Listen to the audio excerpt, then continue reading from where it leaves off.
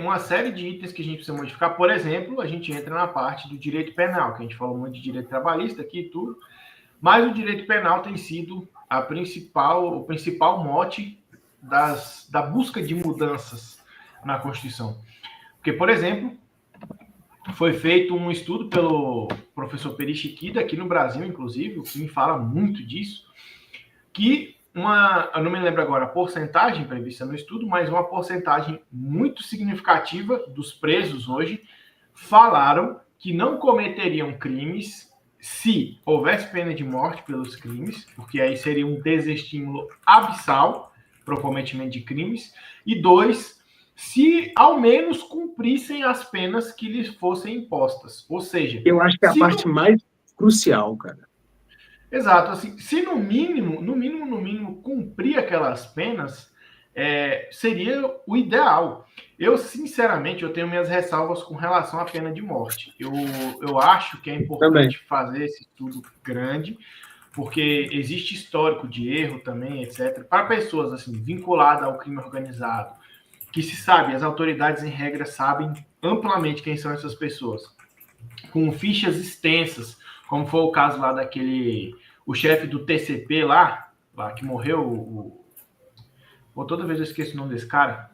Eu acho que eu sei qual caso que é. Enfim, o sargento lá que realizou a operação, ele tirou um bloco de folha que saiu estendendo pelo ambiente inteiro. O cara tinha 187, salvo engano, 187 condenações. Então, assim, nesse tipo de caso, não tem nem o que se discutir. Realmente, o índice de reincidência do cara era muito grande e a chance que ele se ressocialize é quase impossível. Agora, é uma linha tênue. Talvez, cara, a possibilidade da pena de morte, ela venha vinculada ao direito penal do inimigo, porque ela se aplica a determinado tipo de pessoas, mas não a outras. Talvez seja mais ou menos por aí. Sim, exatamente. Vinculado ao crime organizado e tudo, eu acho que seria realmente até válido. Agora, coisas que a Constituição não permite, que eu acho que seria interessante a gente estar falando. Primeiro, trabalho forçado. A Constituição hoje proíbe que o preso seja obrigado a trabalhar. Vejam, para mim isso é uma das coisas mais absurdas. E isso eu não falo nem só se aplicando em direito penal do inimigo, não, para qualquer preso. Porque, por exemplo, todos nós aqui trabalhamos para pagar nossos impostos, para comer, para usar energia, para tomar água. O cara que foi preso lá não é obrigado a trabalhar. Aí ele pode ter 2 ou 3 refeições por dia, tem banho de sol, tem lugar para dormir, tem isso, tem aquilo. Óbvio, não é o melhor lugar do mundo. Posso falar uma garantia cabulosa, que eu acho que isso aqui que eu vou falar, nem sei se eu ia poder falar essa porra, mas agora já lembrei, já vou meter aqui.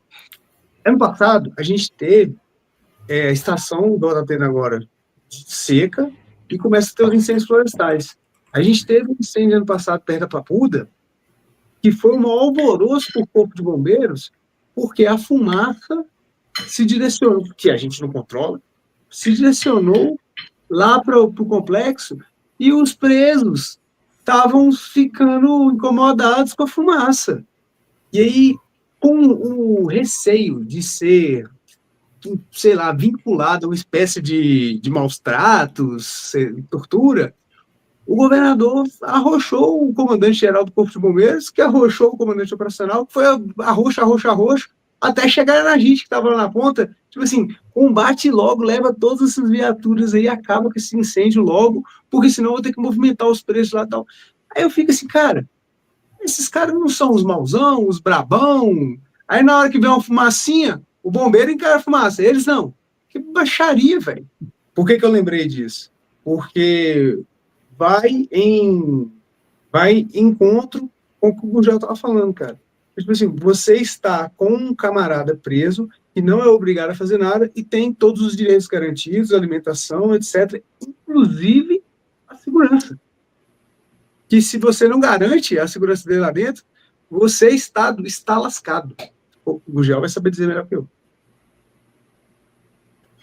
Na verdade, assim, tem todos os direitos garantidos, exceto da liberdade, né? Mas existe uma série de outras. Existe uma série de outras obrigações que eu acho que ele poderia ter, porque é muito simples, a pessoa. Tudo bem, apesar de algumas pessoas não considerarem isso suficiente, Cara, você ter a restrição da sua liberdade é algo muito ruim. Só a título de exemplo, eu vivi um caso, na época eu mexia com direito penal, ainda logo no começo da minha carreira. E tava rolando muito aquele vídeo, assim que o WhatsApp começou, lá em 2013, 14, tava rolando muito aqueles vídeos do presídio de Pedrinhas, lá no Maranhão. Cara, lá é assim, terror e pânico. Tinha vídeo de gente jogando bola com a cabeça de um outro detento lá, assim, um negócio pesadíssimo, sabe? E aí, nesta época, eu fui visitar um cliente lá no PDF1, que é o centro que é o local de recolhimento dos presos em cumprimento de pena, já, ou seja, aqueles que já foram condenados, que já assim, estão cumprindo realmente a pena. E para quem não sabe, para você entrar no sistema prisional, tem uma série de medidas de segurança. E eu estava muito lá para dentro já do sistema prisional. E para você visitar o cliente, tem a sala do advogado, mas a sala do advogado ela fica num corredor entre duas grades que são trancadas por meio de um sistema dentro de um espaço que você não vê quem é um agente que está lá, você não vê o que está acontecendo, ele só libera quando você toca uma campainha, e aí você fica preso dentro desse corredor, fala com o teu cliente ali, etc. Depois sai de lá esperando alguém te liberar. Em 2015, mais ou menos, dado todo esse contexto, soou um alarme enquanto eu estava lá esperando para falar com o meu cliente. Cara, e esse alarme, eu consegui saber o tempo porque eu uso relógio analógico. Relógio digital não pode entrar lá, tá? Mas relógio analógico pode, de ponteiro. E eu cheguei lá, soou esse alarme, eu sem saber o que estava acontecendo. Depois eu fui descobrir que estava tendo uma rebelião de alguns presos lá. E aí todos os agentes que estavam naquele momento de plantão tiveram que ajudar a conter essa rebelião. Na minha cabeça, eu já fui pensando naquele negócio assim de, cara, tô morto, só lembrando aquelas cenas dos presidiários lá de Pedrinhas. Eu falei, vai dar muito ruim isso aqui e tal. E eu fiquei 40 minutos preso. Eu fiquei 40 minutos preso nesse corredor. E aquilo já pareceu uma eternidade. Então, assim, eu tô contando essa historinha toda para dizer assim, ter o seu direito de liberdade cerceado é bastante coisa, tá? Não é pouca coisa, não. Agora, dado o nosso histórico, sobretudo de aumento do crime organizado, de reincidências, me parece que isso já não está sendo mais suficiente para aqueles presos. E aí, para além de previsão de pena de morte, para casos de aplicação do direito penal do inimigo, ou seja, para entidades terroristas, organizações criminosas e etc., eu acho que também deveríamos tratar nessa nova Constituição, primeiro, sobre prisão perpétua, que é outra coisa que não há previsão no nosso ordenamento jurídico, e tem presos que, de fato, não tem como voltar a conviver. Trabalho forçado, eu acho que é fundamental, porque nós temos uma série de estradas em situação precária, escolas precisando de reforma, hospitais, uma série de situações que temos um volume de mão de obra enorme ali dentro, que está à toa, e é aquilo, como diria meu avô, meu pai, exatamente, cabeça vazia é a oficina do capeta. Então, fica ali maquinando o que eles vão fazer quando saírem dali. Então, você ocupar essa galera com trabalho, eu acho que cai muito bem. E a nossa Constituição hoje, ela proíbe isso. Eu acho que esse plebiscito ele vem em um bom momento para a gente poder discutir e debater isso com a sociedade, que eu acho que realmente deveríamos começar a pensar nessas modificações.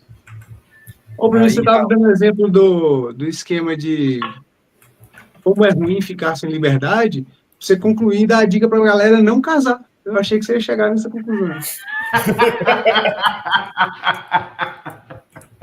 Mas eu viajei. Não, olha só, aí já é a escolha, né? Cada um faz a sua escolha.